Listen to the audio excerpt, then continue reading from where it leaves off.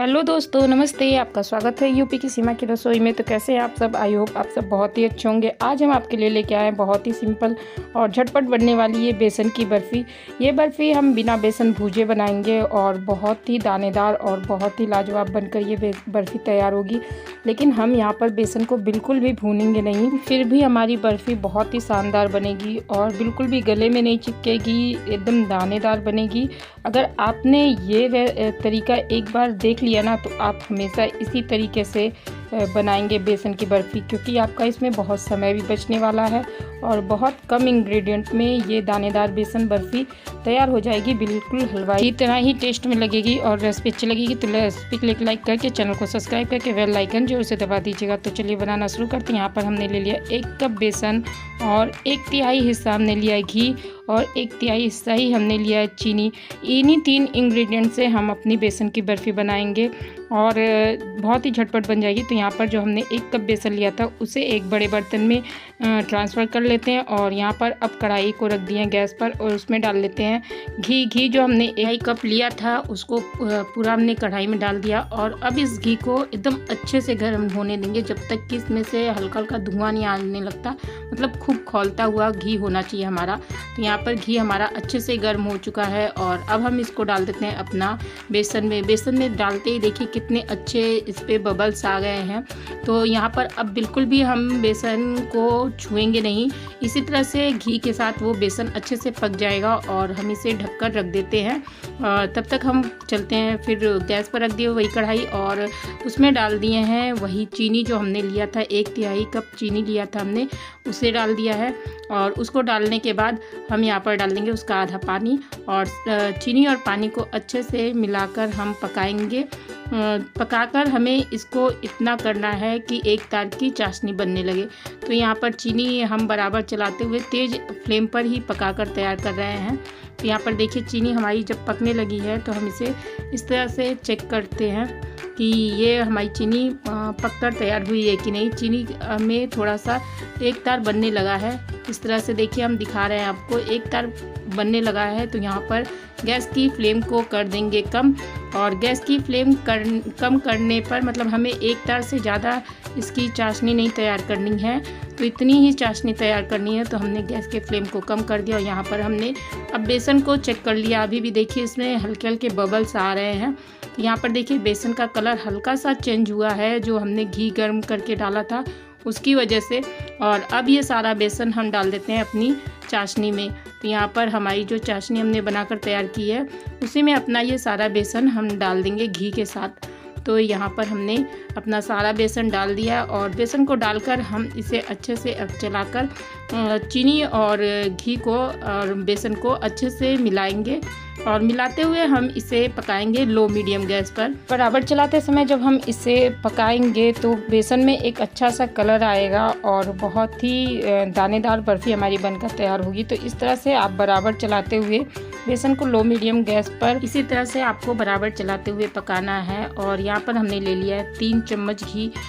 3 चम्मच घी हमने नॉर्मल दाल चावल खाने वाले चम्मच से ही लिया है और 1-1 चम्मच इसमें घी डालकर हम बराबर चलाते हुए पकाएंगे, जिससे कि बेसन में हमारे अच्छा सा कलर आएगा और बहुत ही दानेदार हमारी बेसन की ये बर्फ़ी बनकर तैयार होगी। तो यहाँ पर आपको एक बात का खासकर ध्यान रखना है कि आप जो बेसन को पका रहे हैं उसे लो मीडियम गैस पर ही पकाना है, हाई फ्लेम पर बिल्कुल मत पकाइएगा। यहाँ पर आपको 2 मिनट का पेशेंस रखना है कि आपका बेसन बहुत ही अच्छे से पक जाए और इसमें एक दानेदार सा टेक्सचर आ जाए और कच्चापन बिल्कुल भी ना रहे। तो इसलिए हम इस तरह से देखिए बराबर चलाते हुए अपने बेसन को पका रहे हैं और थोड़ा थोड़ा घी डालकर हम इसे मतलब 3 चम्मच ही घी डाले थे, हम इसे 3 पार्ट में डालेंगे, लेकिन थोड़ा थोड़ा ही यूज़ करेंगे। 3 चम्मच घी को 3 पार्ट में हम डाले हैं और इस तरह से देखिए अब बेसन हमारा कितना गाढ़ा होने लगा है।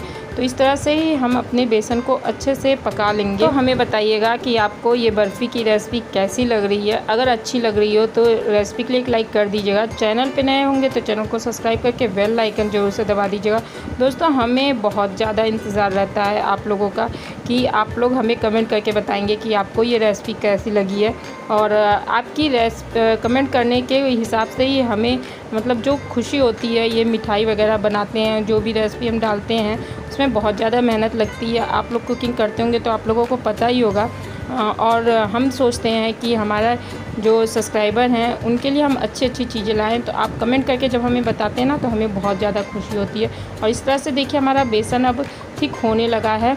तो यहाँ पर जब हमारा बेसन थिक होने लगेगा तो इसमें समझिए अब आपका पूरी तरह से बेसन पककर तैयार है। लेकिन अभी थोड़ा सा हम इसलिए और पका रहे हैं क्योंकि इसमें से घी रिलीज़ हो जाएगा और इसमें एक दानेदार का टेक्सचर भी आ जाएगा। यहाँ पर हमने डाल दिया है थोड़ा सा इलायची का पाउडर। अगर आपको इलायची का पाउडर पसंद हो तो डालिएगा, वरना इसको स्किप कर दीजिएगा। और यहाँ पर देखिए हमारा बेसन घी छोड़ दिया है और इसको अब हम एक कंटेनर में ट्रांसफ़र कर लिए। कंटेनर में हमने पहले से ही घी वगैरह लगा कर रखा था और एक बटर पेपर लगा दिया था और उसमें ट्रांसफ़र कर दिए हैं। ट्रांसफ़र करने के बाद इसे 1 घंटे के लिए रख दिए थे ठंडा होने को।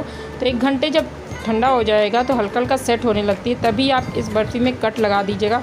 अगर मतलब ज़्यादा देर के बाद आप ठंडा एकदम करके कट लगाएंगे ना तो थोड़ा सा काटने में ये बर्फ़ी टूट जाती है। तो हम यहाँ पर 1 घंटे में ही जब ये थोड़ा सा ठंडा हो गया है तो इस पर कट लगा देना है। कट का निशान बनाने से आप बहुत ही आसान तरीके से अपनी बर्फ़ी को बाद में काट कर निकाल सकते हैं, नहीं तो ये बर्फ़ी टूट जाती है। तो इस तरह से हमने कट लगा दिया है और कट लगाकर अब इसे रख देते हैं अच्छे से ठंडा होने के लिए। हमारी 3 घंटे में आराम से ठंडी हो गई थी और यहाँ पर अब देखिए हमारी बर्फ़ी अच्छे से ठंडी हो चुकी है। तो हम इसे एक प्लेट पर निकाल लेते हैं और इसमें जो हमने बटर पेपर लगाकर यूज़ किया है उस बटर पेपर को भी हम इस मिठाई के ऊपर से निकाल देंगे। और इसके नीचे मतलब बटर पेपर के ऊपर हमने डाल दिया था थोड़े से ड्राई फ्रूट। आप चाहें तो ड्राई फ्रूट भी डाल सकते हैं, आप चाहें तो इस पर सिल्वर वर्क वगैरह भी यूज़ कर सकते हैं। हमने यहाँ पर बादाम को कट करके डाला था। आप कोई भी ड्राई फ्रूट यूज़ कर सकते हैं या फिर बिना ड्राई फ्रूट के भी आप इसे बना सकते हैं। बहुत ही शानदार मिठाई हमारी बनकर तैयार होती है। तो अब इसे हम सीधा मतलब पलट लेते हैं जिधर से हमने इसे काट कर तैयार किया था। तो अब उसी कट पर हम फिर से कटिंग कर रहे हैं। देखिए अब बहुत इजी तरीके से ये कट जाएगी क्योंकि हमने पहले से ही निशान लगा के रखा है। तो वहाँ पर बर्फ़ी बहुत ज़्यादा टाइट नहीं हुई है और यहाँ पर देखिए बहुत ही आराम से कट जा रही है और ये बर्फ़ी बहुत ही लाजवाब बनकर तैयार होगी। एकदम दानेदार टेक्सचर आएगा। आपको हम काट कर दिखा देते हैं, देखिए कितना अच्छा और कितना दानेदार टेक्सचर आया है ना। तो इस तरह से आप जब भी अपने घर में ये बर्फ़ी बनाकर तैयार करेंगे तो सब पूछेंगे कि किस तरह से आपने बनाया, और बहुत ही शानदार ये मिठाई बनकर तैयार होती है। तो इस तरह से आप भी अपने घर में आसानी तरीके से बर्फ़ी बना सकते हैं बिना भुने बेसन को। और जब भी आपका कुछ मीठा खाने का मन करे तो ईज़िली तरीके से बस घर की 2-3 चीज़ों से आप ये मिठाई बनाकर तैयार कर सकते हैं। तो यहाँ पर हमने अपनी बेसन की बर्फ़ी सर्व कर दी है। आप इस तरह से बना लेंगे तो कभी भी आपको मार्केट से लाने की ज़रूरत नहीं पड़ेगी। तो आप भी अपने घर में इसी तरह से बनाइए, खाइए, खिलाइए। और अब त्यौहार तो आ ही रहे हैं तो हम आपके लिए ऐसी ही नई नई रेसिपी मिठाइयों की लेके आएंगे। तो इसके लिए आप मेरे चैनल को लाइक, शेयर, सब्सक्राइब जरूर से कर दीजिएगा और अपने दोस्तों के साथ इसे शेयर करिएगा। हमें कमेंट में बताइएगा कि आपको ये रेसिपी कैसी लगी। रेसिपी अच्छी लगी हो तो प्लीज़ एक लाइक और एक सब्सक्राइब कर दीजिएगा। तो मिलते हैं नई रेसिपी में, तब तक के लिए नमस्ते।